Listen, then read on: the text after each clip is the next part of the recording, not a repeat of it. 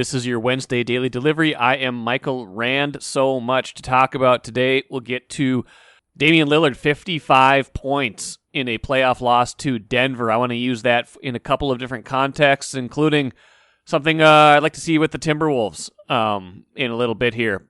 Talk to Rob Refsnyder, Twins outfielder, having a really nice season for them and very much a fill-in role by necessity. Talk to him a little bit later in the show. Really fun conversation, so hope you enjoy that as well. But first, what did I miss? Zach Parise talked. A lot of Wild players talked to the media, kind of their last post-year session, kind of tying a bow around this. I like when teams do this. I like when there's a lot of, when players, we get to talk to them one more time when there's this big access period at the end of the year. And usually it's in person. Usually it's in this kind of the big locker room clean out day. But the Wild did a bunch of Zooms on Tuesday to kind of tie a bow around a very successful season, but a very difficult season for Zach Parise. If this was a year of really good news, of really positive stories for the Wild, with Kirill Kaprizov coming in and playing the way he did and elevating this franchise, with Cam Talbot coming in and really solidifying what they want to do in goal, with some other players taking steps forward, Joel Eriksson Ek taking a step forward, some of their other younger players getting better, some of their signings coming through.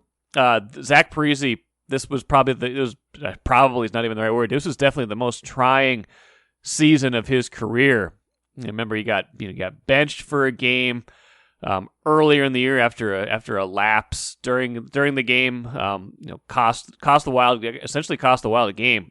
Got them pinned in their zone, game tying goal, and then they lost in overtime.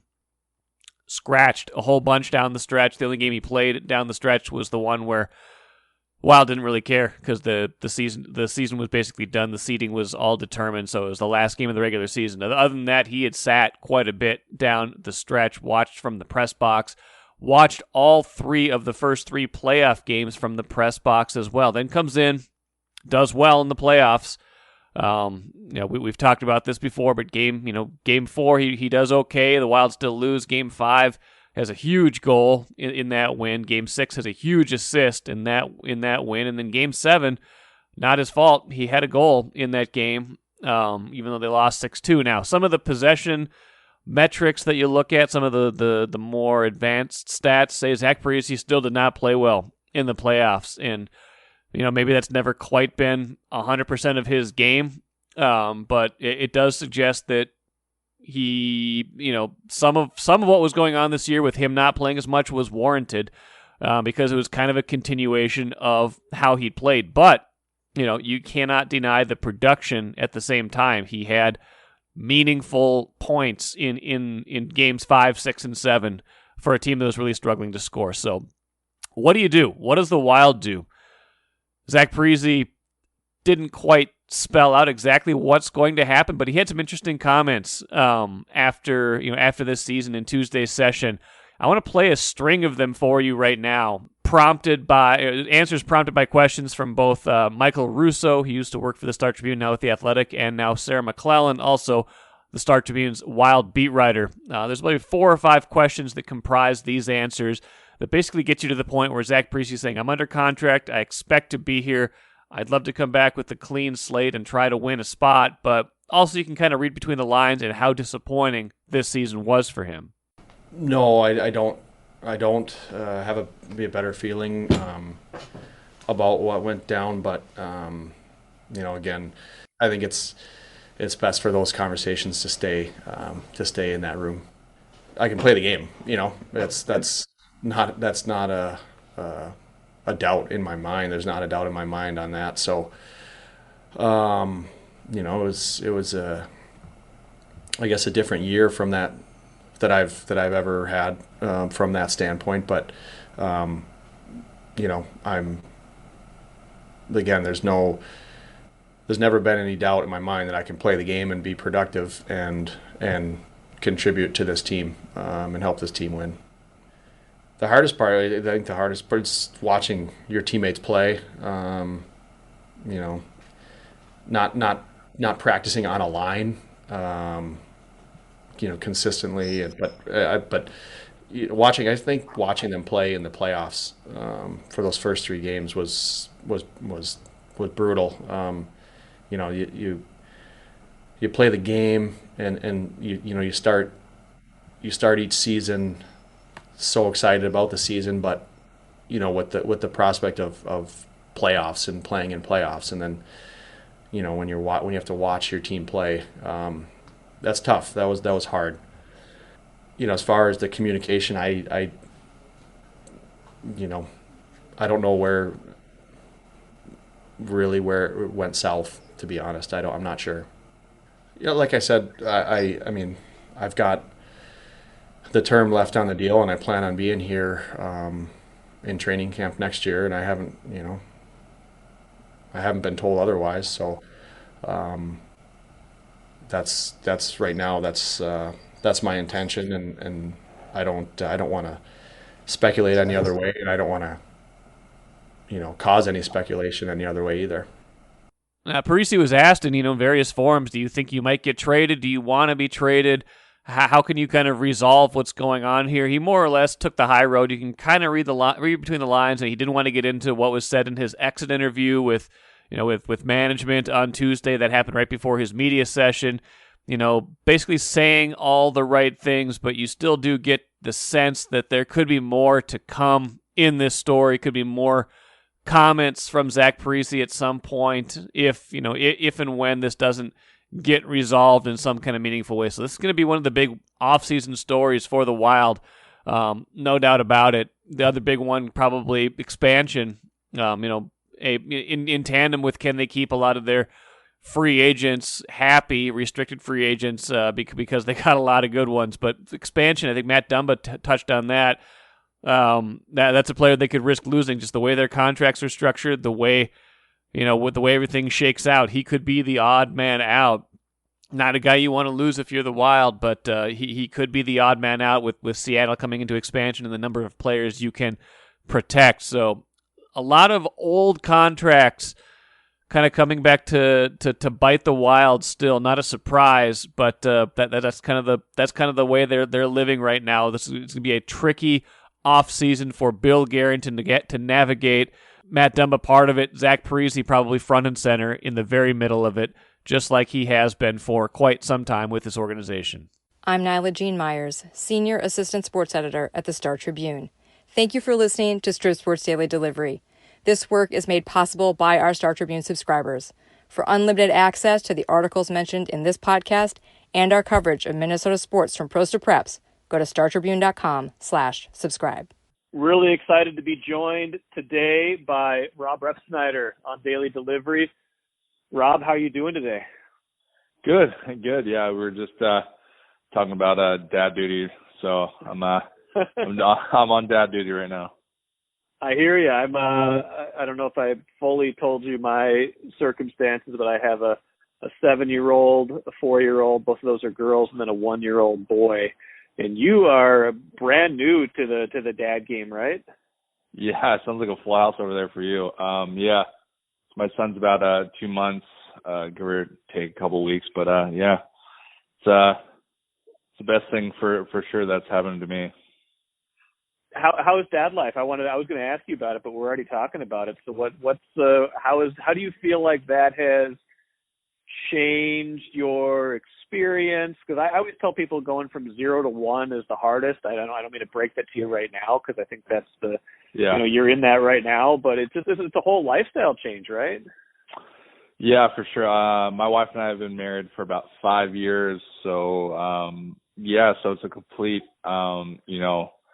I guess reversal of what we've known as being a married couple, and she's doing amazing. She's doing an incredible job of just living her life on minimal sleep. I'm kind of a morning person, so I try to take the morning shift from like 7 to 11 and try to get her a couple extra hours before I leave to go to the ballpark. So my wife's been doing great, but it's awesome. It's really cool to be able to be in the big leagues and kind of experience everything, I guess, for the first time again with a young baby. And have your wife and wife and kid at the ballpark. It's pretty special. And your son's name is Drake, am I right? Yes. That's cool. And and if I'm not mistaken, were you married at the Drake Hotel? Is there a Drake theme in your life? Yeah. So my wife's maiden name is Drake, and yeah, we were married at the Drake Hotel in Chicago. So at first, when she brought it up, I was like, maybe, but it's definitely grown on me for sure. And hopefully by the time he's in that cool stage of being a teenager, Drake isn't as popular as he is now, so he won't be made fun of, hopefully, for that. But yeah.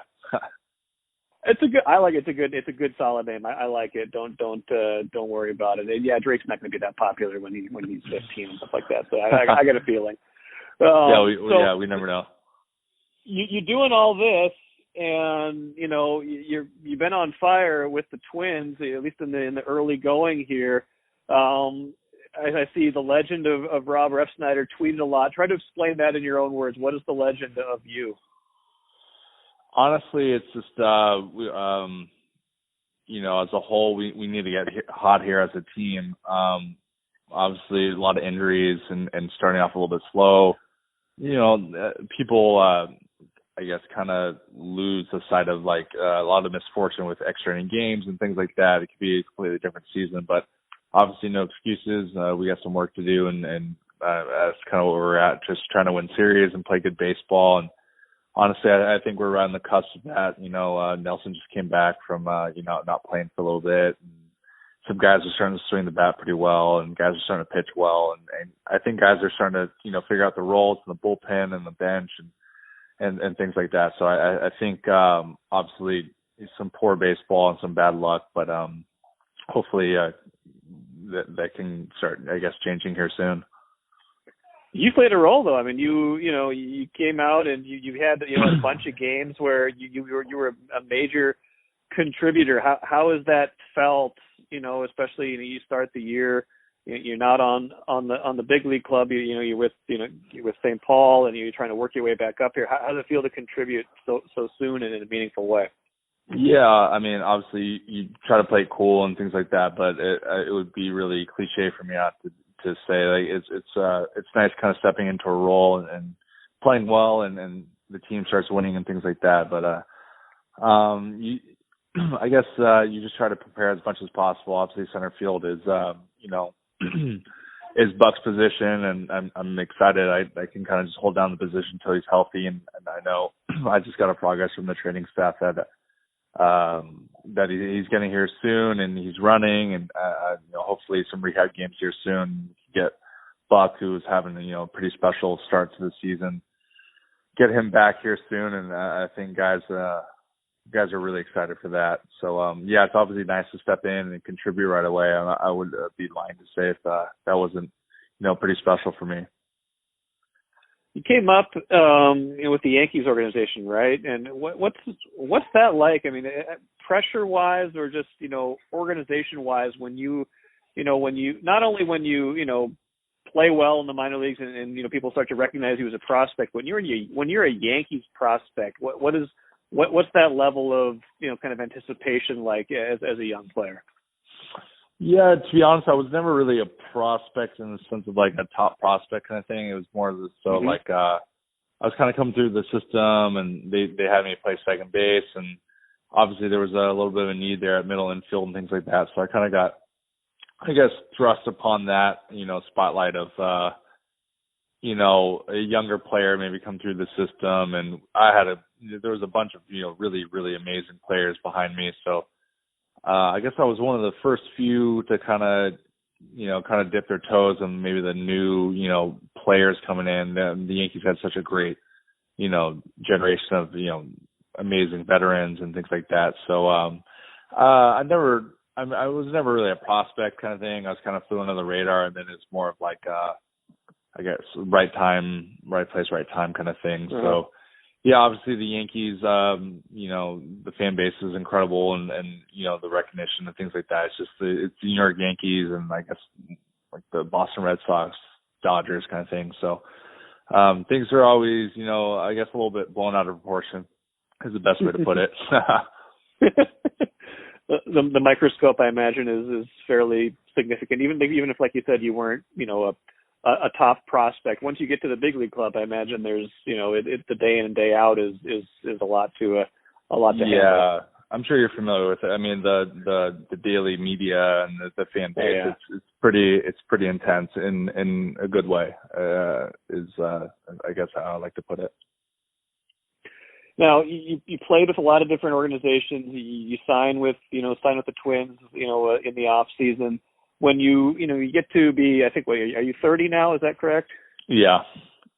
When you're 30 and you've been with a lot of different teams, I mean, do you start to wonder at a certain point, like, will I get another chance, and what can I do with my next chance if I do get it? Yeah, I mean, I guess to give some of your listeners perspective, it's once you get to the position like mine, you try to find an organization that you know some people you feel comfortable with. I played with the Rays a little bit when Rocco was there on the coaching staff of the Rays, and then Mike Bell was with the Diamondbacks when I signed with the Diamondbacks. So those two names, and I guess I had a pretty good relationship with both those guys. I was like, the Twins and, St. Paul, and it's close to, Minneapolis, so it's good for my family, so maybe less of a move there. There's all kind of things you kind of take into account. So yeah, all those kind of factors kind of, went into me signing with the Twins, and yeah. You were a three-sport athlete in high school, correct? And then how did you know? When did baseball become the one that you were like, this is the sport for me? I guess more of a necessity of being able to afford to go to college. Okay.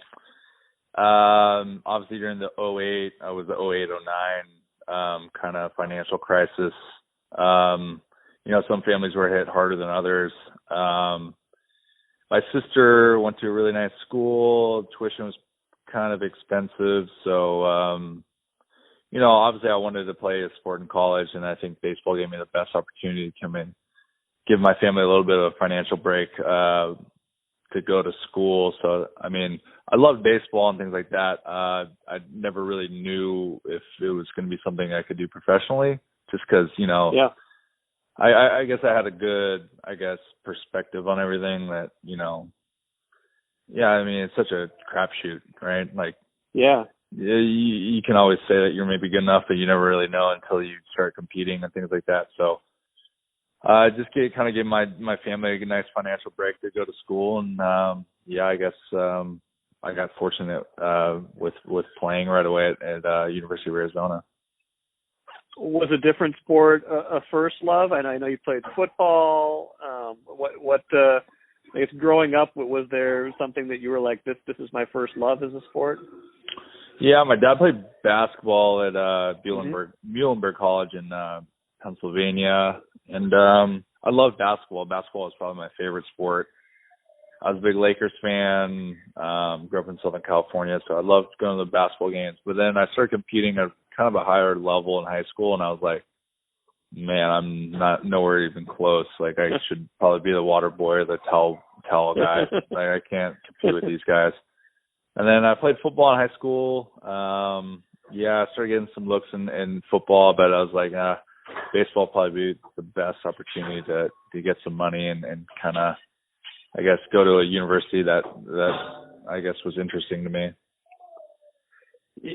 Johnny Field. I want to ask you about Johnny Field because I just in poking around and doing some research for this, both of your Wikipedia pages mentioned that he was a groomsman at your wedding. It seems like a random fact to me that it's mentioned on both of your pages. How close are you and Johnny? Yeah, so I met Johnny when I was in school and college, and obviously stayed really close. He was one of my groomsmen in my wedding, like you said in the Wikipedia thing.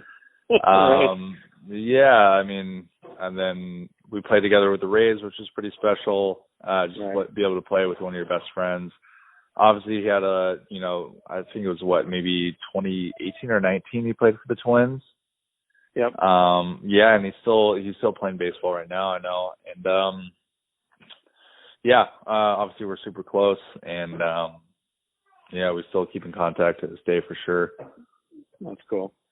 On the field, a couple more things for you, Rob. Enjoying this conversation. What different players have different approaches. I'm just kind of curious. What kind of hitter are you? Are you someone who wants as much information as possible in this era where that is possible? Do you just want to go out and see the ball and hit it? How do you approach hitting? I guess I'm a little bit in the middle. Okay. I know all of us get iPads for the game, things like that, and we're able to watch our bats. And I try to, I guess, digest as much information before the game as possible, but during the game, I just try to focus on the game because, sometimes the pitchers, they have a scouting report, but sometimes, how it is. Like sometimes they can't land their slider, they can't land their fastball, so they're more relying on other things. So just try to watch the game as much as possible. Our analytics and our scouting and our hitting coaches, they do a pretty phenomenal job trying to prepare us as much as possible and give us as much or as little information as we need. Yeah, so I'm pretty fortunate with. It's just so much information, so you can definitely be on the information overload. But I just try to, I guess, figure out percentages of how much he likes his fastball, how much he likes his secondary pitches, and then once the guy gets on second base, like runners in scoring position, I guess it's pretty important to figure out what he likes going to first pitch, second pitch, kind of things like that. That's I guess as much information as I'd like. A little bit too much, it kind of starts you get a little paralyzed with information. Yeah, no, that makes perfect sense. It's like load up on the information beforehand, and then just let the instincts take over. Right? Just kind of you got to play at a certain point. Exactly, yeah, and I think sometimes with the younger players and even older players, pretty much everyone, sometimes you get a little bit too much, and you kind of just like you get, I guess, stuck in between, and like you said, kind of alluded to, sometimes your instincts aren't able to take over because you just know so much. So, yeah, so I guess I've been fortunate enough to be around some good guys that try to help me with what information is the most,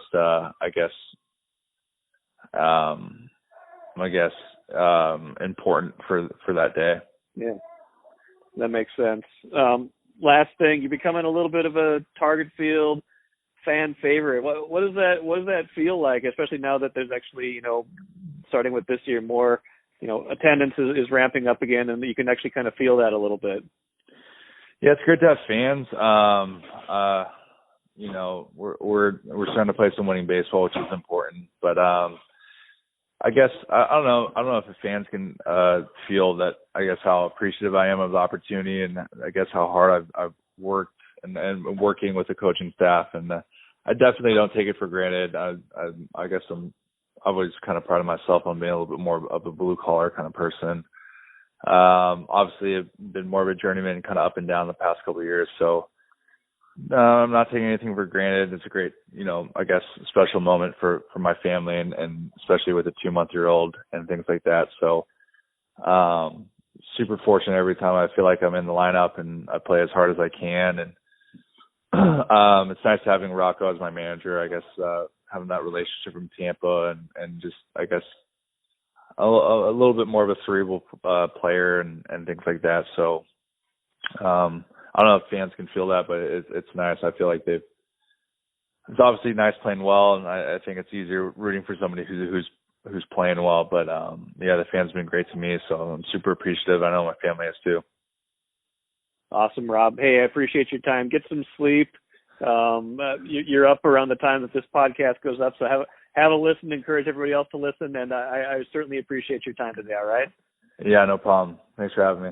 And in a year when not much has gone right for the Twins, let's face it. They got back a little bit lately with some better play, but the injuries just keep mounting and mounting. They lost Mitch Garver Tuesday, foul ball in a very sensitive area. Waiting for an update on how he's doing. Michael Pineda had some arm tightness in his start. It's just uncanny what they're going through right now injury-wise, to add on to the poor play that they had at the start of the season. Refsnyder's been a good story for them. He's hitting over 300, hitting 320. He's hit for some power. He's given them some ability in center field. So I hope to see that continue this year. You know, you never know how long someone's hot streak is going to last, but really enjoyed chatting with him, and someone you can certainly root for this season for the Twins. AC out there in the flat. The ball's thrown in low. That isn't Snooker's fault. That intro from the late, great Jerry Burns has never applied so much to any one person on this show so far than it does to Damian Lillard for his performance Tuesday night. 55 points. 55 points. 12 three-pointers made in the game against Denver. A make-or-break win. Not winner take all, but winner take control of the series. Both teams tied 2-2 going into that playoff game on the road. 55 points in that game. Had double-digit assists, 10 assists, 6 rebounds. He blocked 3 shots. He's basically barely taller than me. Blocked 3 shots. Unbelievable, but not enough in a 147-140 double overtime loss to Denver. So Denver takes the 3-2 lead in that series. A couple things about this. One, just watching that game just makes you want something like that here for the Timberwolves, doesn't it? It makes you crave the playoffs, crave something that's more sustained than the one appearance they got a few years ago. When Jimmy Butler's here, they lost to Houston in 5 games. It was fun. I think it was game 4 that I went to, when, Wolves were in that game and, were down 2-1 in the series at that point, but you never really felt like they were going to seriously, legitimately challenge Houston in that series. So you want something more sustained than that. The other thing, though, is to get there, I want to look at another stat line. Nikola Jokic, 38 points, 11 rebounds, 9 assists, 4 blocks, a steal. The presumptive NBA MVP this season is Jokic, and his career arc is what I want from Karl-Anthony Towns. You go back a few years ago when the Wolves and Nuggets played in that game 82 to get into the playoffs, essentially. Jokic had a good season that year. He was starting to emerge. He had 18 points, 11 rebounds, 6 assists. He had seasons kind of similar to that the next 2 years, getting better with, scoring a little bit more, becoming a better passer. But this year, he put it all together. 26 points, 11 rebounds, 8 assists per game. He's going to be the MVP this season. That's what I want from Karl-Anthony Towns. Maybe he's a slightly different player than Nikola Jokic, so I'm not saying he has to have 8 assists every game. I want that career arc from Karl-Anthony Towns where he is going to become not just a very good player in this league, but a great player. He needs to have that season where he goes from what he is right now to something 2 levels above, essentially. And that's what Jokic has done with his elevated play this year. That's what the Wolves need from Karl-Anthony Towns if they are going to elevate their own presence, if they're going to elevate themselves into this position where they could become a team like Denver, where they compete in the playoffs every year, a team like Portland that competes in the playoffs every year. That's what they need right now. They need a year like that from Karl-Anthony Towns next season to really feel like this thing is going in the right direction. Let's end with the cooler. If you haven't read it yet, go check it out. Lavelle E. Neal III, fun piece on Isabella McCauley, the Simley High School junior, playing in the Women's U.S. Open this weekend.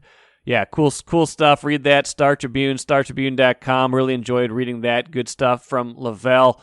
And, we'll be watching to see how McCauley does. She's 17 years old, playing in the U.S. Open. Pretty cool story. So check that out, Star Tribune, startribune.com.